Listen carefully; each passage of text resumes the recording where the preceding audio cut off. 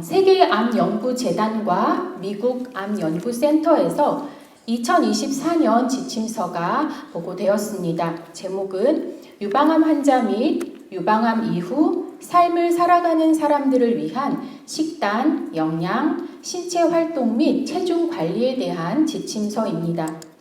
이 지침서에서의 권고사항 및 지침 요약 부분 중에서 식사와 체중에 대한 내용을 소개해 드리겠습니다. 그리고 2023년도 유럽 임상영양학회지에 실렸던 식품군 및 식단 패턴과 유방암 위험의 연관성에 대한 내용도 함께 참고했습니다.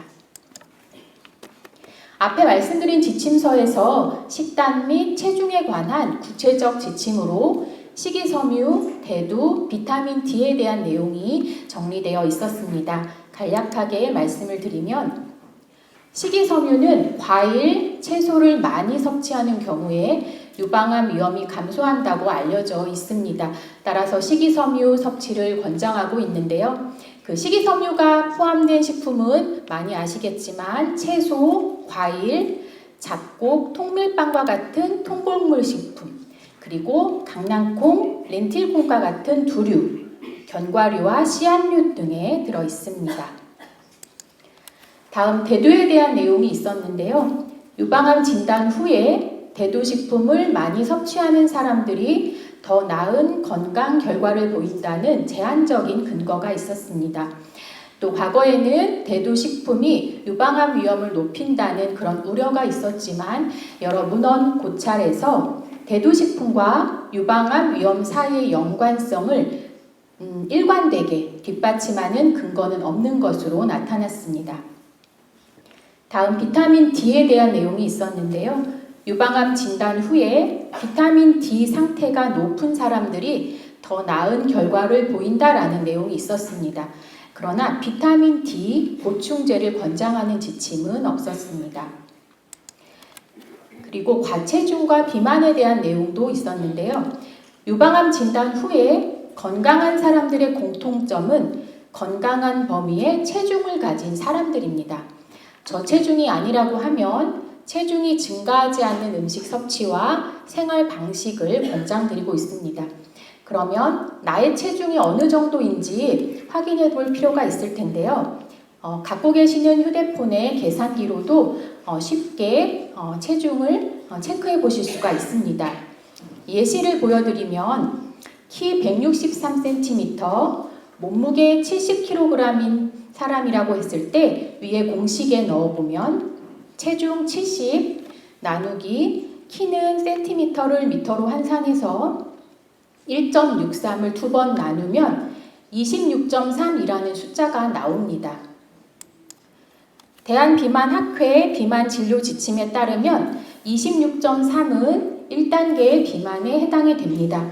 그래서 계산기로 한번 계산해 보시고 지금 보시는 그래프의 초록색 칸 18.5에서 22.9에 들어간다면 정상 체중이다라고 보시면 되겠습니다.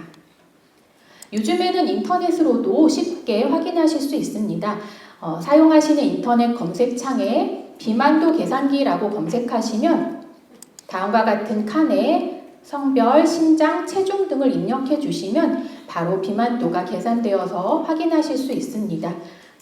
그렇게 비만도가 늘면 유방암 발생 위험이 증가되기 때문에 우리는 적절한 체중을 유지하는 것이 필수이겠습니다. 그러면 유방암 수술 직후의 영양관리를 간략히 정리해 보았는데요. 수술 직후에는 상처 회복을 위해 단백질을 비롯한 모든 영양소를 골고루 충분히 섭취할 것을 권장드립니다. 그리고 수술 후의 회복까지 특정 식품을 제한하지 말고 입맛에 맞는 음식으로 균형 잡힌 식사를 하는 것이 가장 중요하겠습니다. 그리고 일상생활 시에는 항암식품도 과다 섭취하면 부작용이 발생될 수 있습니다. 따라서 다양한 식품으로 역시 균형 잡힌 식사가 가장 중요하겠습니다. 앞에서도 계속 말씀드린 유방암 재발률을 높이는 비만, 따라서 적정 체중을 유지하도록 운동과 식사 조절을 함께 해가는 것이 바로 일상생활에서 우리의 영양 관리가 되겠습니다. 그러면 균형 잡힌 식사란 무엇인지 간략히 살펴보겠습니다. 지금 보시는 그림의 이름이 식품 구성 자전거입니다. 자전거의 뒷바퀴를 보시면 6가지 색깔로 구분되어 있고 각각의 칸의 크기가 다릅니다. 우리는 하루에 6가지 식품군이 필요하고 각각의 크기는 그 비율로 생각해 볼 수가 있겠습니다. 노란색 칸이 우리의 주식인 곡류입니다.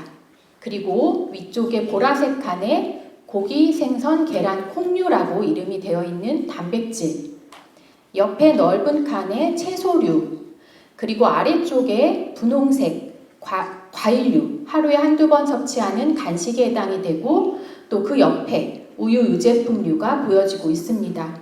그리고 작은 칸으로 옆에 유지당류라고 되어 있는데요.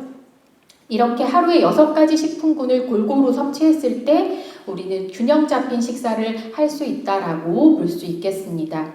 그럼 한 가지씩 간략히 살펴보면 우리의 주식은 곡류를 섭취하실 때는 도정된 곡류보다는 앞에 말씀드린 식이섬유소나 여러 무기질, 비타민 공급을 위해서 전곡류 섭취를 권장드립니다. 그리고 우리의 단백질인 고기, 생선, 계란, 콩류는 매끼 한두 토막 규칙적으로 섭취하는 것을 권장드리고 있어서 예를 들어 생선은 주 3, 4회 섭취한다 이렇게 보시면 되고 육류 같은 경우는 햄이나 소세지, 베이컨, 훈제 등의 가공품은 피하고 신선한 채소와 함께 섭취하면 역시 식이섬유 섭취도 늘릴 수 있는 방법이 되겠습니다. 그리고 직화구이나 훈연보다는 조림, 찜 등의 조리법을 이용하는 것도 건강한 식생활이 될 수 있겠습니다. 다음은 채소, 과일류인데요. 즙이나 분말 등 가공품 형태 대신에 온전한 형태로 섭취하는 것을 권장드립니다. 다양한 색깔의 색색깔 채소, 과일류가 있습니다. 제철 채소, 과일들을 선택해서 다양한 색깔의 영양소를 섭취하시기를 권해드리고 채소는 하루에 5접시 이상 넉넉하게, 과일은 하루에 한두 번 간식으로 보충하시기를 권해드립니다. 유지류는 앞에 말씀드린 체중과도 관련이 되겠는데요. 식물성 기름은 한 끼에 한두 작은술 정도, 튀김이나 전, 볶음 대신에 조림, 찜, 무침 등의 조리법도 추천을 드리겠습니다. 동물성 기름이나 버터, 프림 등은 가급적 제한하는 것을 권해드립니다. 다음 유제품류입니다. 간식으로 활용하시는 유제품은 저지방 제품으로 하루에 한두 번 섭취하는 것을 권해드리고 있습니다.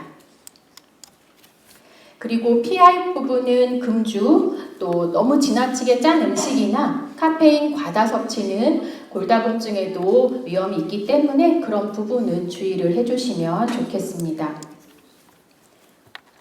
골다공증 예방을 위해서 칼슘이 많은 음식을 섭취하자라고 하는데 많이 아시지만 칼슘 많은 음식으로 우유, 치즈, 멸치, 두부, 해조류 등을 섭취해 주시고 앞에 지침서에도 언급된 비타민 D 풍부한 식품으로 연어, 고등어, 계란 노른자, 유제품 등을 활용해 주시면 도움이 되겠습니다. 그럼 균형 잡힌 식단 예시로 몇 가지 그림을 보여드리겠는데요. 우리가 한식으로도 섭취를 하지만 빵식을 섭취하는 경우도 많이 있습니다.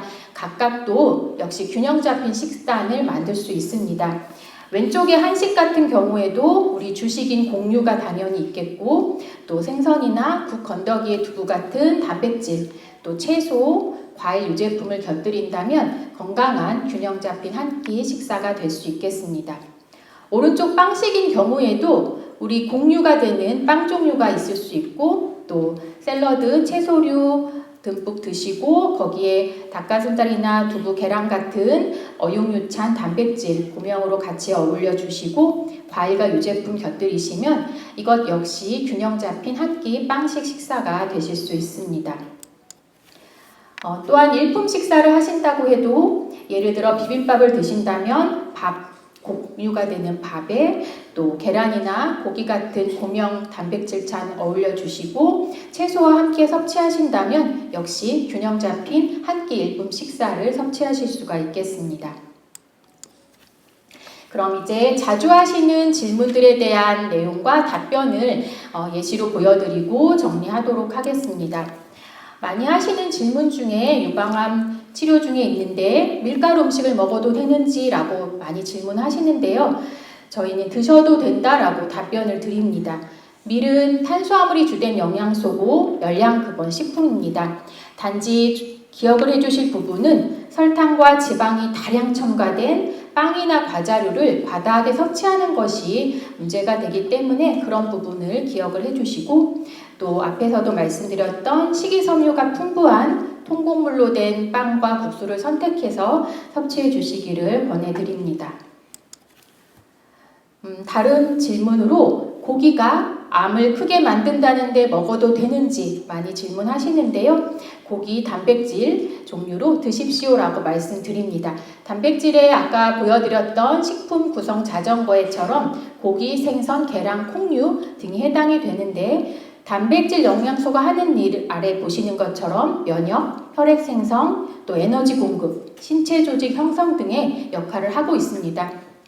따라서 고기, 생선, 계란, 콩류와 같은 단백질은 끼니에 한두 가지, 한두 토막 정도 번갈아 가면서 골고루 섭취해 주시기를 권해드립니다.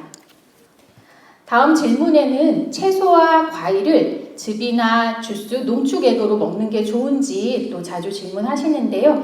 그렇지 않다라고 답을 드리겠습니다. 농축된 엑기스나 즙 같은 경우에 장기간 섭취하실 경우 간이나 신장에 부담을 주실 수도 있기 때문에 가능한 온전한 형태로 씹어 드시기를 권장드리겠습니다. 네, 마지막 질문 내용인데요. 설탕이 암을 발생시키나요? 라고 질문을 하시는데요. 설탕 자체가 암의 원인이 되지는 않습니다. 계속 앞에서도 말씀드린 것처럼 과체중과 비만인 경우에 과자나 디저트, 음료 등 당류 함량이 높은 식품을 섭취했을 때 우려가 되기 때문에 그런 식품을 줄여서 섭취하는 것을 권해드리겠습니다. 그럼 마지막 정리 슬라이드인데요. 우리의 잘못된 식습관이나 비만 이런 부분이 유방암 발생률을 높일 수 있습니다. 따라서 나에게 맞는 균형 잡힌 식사로 오늘도 건강한 한 끼 하시기를 바라겠습니다. 감사합니다.